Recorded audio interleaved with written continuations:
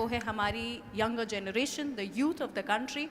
और हमारी यूथ को जो लोग इन्फ्लुएंस कर रहे हैं आज की तारीख में, चलिए उनके बारे में भी थोड़ी यहाँ पर बात करते हैं। You know, that one way, that short way that we can grab their attention of the youth is by social media now. और आज की तारीख में वही अपील जो कि यंगर ऑडियंस तक पहुंचा रहे हैं अपनी पॉपुलैरिटी के साथ में, जो हैं उनका नाम है खान सर, जो कि आज हमारे साथ में यहाँ पर आए हुए हैं। इनकी जितनी तारीफ की जाए उतनी कम है। एंड प्लीज़ आइए सर, मुझे स्टेज पर ज्वाइन कीजिए। सब लोगों को मेरा नमस्कार। सबसे पहले तो मुझे ये बताइए कि घर पर भी अब आपके सारे रिश्तेदार आपको खान सर बोलने लगे हैं, आपका नाम बन गया है वो? हाँ, अब लगभग सब लोग यही नाम से बुलाने लगे हैं। मेरे साथ में भी ऐसा होता है बहुत सारे लोगों के फ़ोन में, बिकॉज मैं रंगीली रुचि के नाम से रेडियो पर हूँ, तो रुचि नहीं रंगीली लिखा होता है। तो मेरे साथ में ये एक घटना हो गई, लेकिन आपके साथ में तो एक अच्छी बात हो गई है कि लोग आपको सर बुलाते हैं। कभी कभी हम लोग अपने प्रोफेशनल लाइफ में इस तरह से इन्फ्लुएंस हो जाते हैं, इस तरह से इन्वॉल्व हो जाते हैं कि लोग प्रोफेशनल लाइफ की वजह से ही जानने लगते हैं। बिल्कुल, तो वही हम लोग के साथ भी वही है। आपसे क्या सवाल पूछूं मैं? मतलब आप सबसे सवाल पूछते आए हैं, मुझे यहाँ पर थोड़ी शर्म आ रही है आपसे सवाल पूछने में। सवाल आपको पूछना है, आप हमसे कहिएगा कि हम क्या सवाल पूछे। हम लोग तो एक एजुकेशन के सेक्टर से थे जी। और जब हम लोग इसकी शुरुआत किए थे एजुकेशन में, तो हमें नहीं लगा था कि इतना एजुकेशन को हम लोग वर्ल्ड लेवल तक ले जा सकते थे जी। कहीं ना कहीं हमें भी इस चीज़ का दुख लगता था कि हमारी जो भारत का कल्चर था, हमारी जो संस्कृति थी, हमें विश्व गुरु कहा जाता था। दुनिया से लोग हमारे यहाँ पढ़ने आया करते थे। आज भारत से लोग जा रहे हैं। एक हमारा सपना है, पता नहीं कब ये पूरा होगा, कि बाहर से भी लोग यहाँ पढ़ने आएंगे और हम इस जन्म में इस सपने को पूरा होते देख कर ही जाएंगे। क्या बात है। लेकिन कुछ ना बहुत ही पिक्यूलर चीज़ें होती है जो कि टीचर्स करते हैं, जो एक क्लासरूम में होती है।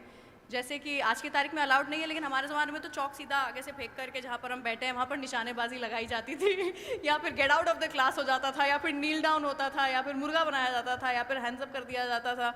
तो आप ये सब मिस करते हैं क्या व्हाइल यू टेक क्लास? नहीं, ये तब होती है जब क्लास बोरिंग हो जाती है तब। हाँ। तो हम लोग की पूरी कोशिश रहती है कि क्लास में कभी बोरिंग फील ना हो। तो हम अपने टीचर्स के ग्रुप में भी एक बात ये बोलते हैं कि फिजिक्स का सबसे उटपटांग चीज होता है क्वांटम फिजिक्स। हम कहते हैं कि जो कभी पढ़ाई नहीं किया है, एक मजदूर भी अगर थक के आ रहा है, उसको भी आप इतने बेहतरीन ढंग से पढ़ाएं कि वो भी बोर ना हो, उसको भी समझ में आ जाए। तो इसके लिए आपको मेहनत करना पड़ेगा। और हम टीचर्स को भी यही कहते हैं कि जिस तरह से एक फिल्म डायरेक्टर मेहनत करता है 2 घंटे की फिल्म के लिए 2 साल, आप भी 1 घंटे के क्लास के लिए 5 घंटे मेहनत कीजिए। कोई लड़का नहीं सोएगा। और हम तो लड़कों को भी यही कहते हैं कि हम पढ़ाते हैं, तुम्हारे में दम है तो भूल के दिखाओ। वाह, क्या बात है।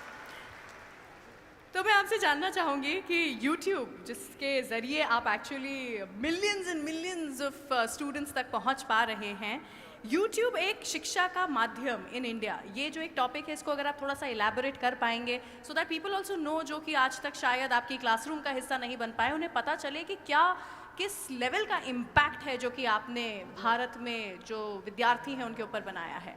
YouTube एक शिक्षा का माध्यम।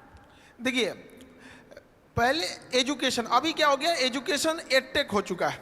Edtech in the sense education के साथ साथ आपको टेक्नोलॉजी को भी लाना पड़ेगा। अब शुरुआत में हम लोग भी इसको एडॉप्ट नहीं कर पाए थे।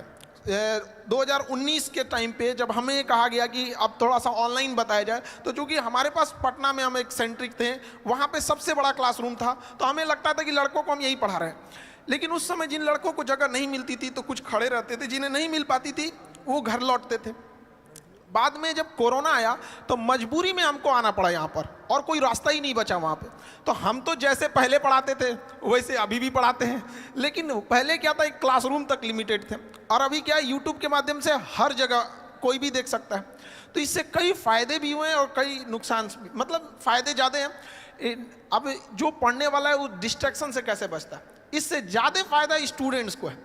पहले क्या था, छोटे से क्लासरूम में टीचर्स उतना सिंसियर भी नहीं रहते थे। अरे 100 लड़के बैठे हैं, क्या दिक्कत है, अभी पूरी दुनिया देख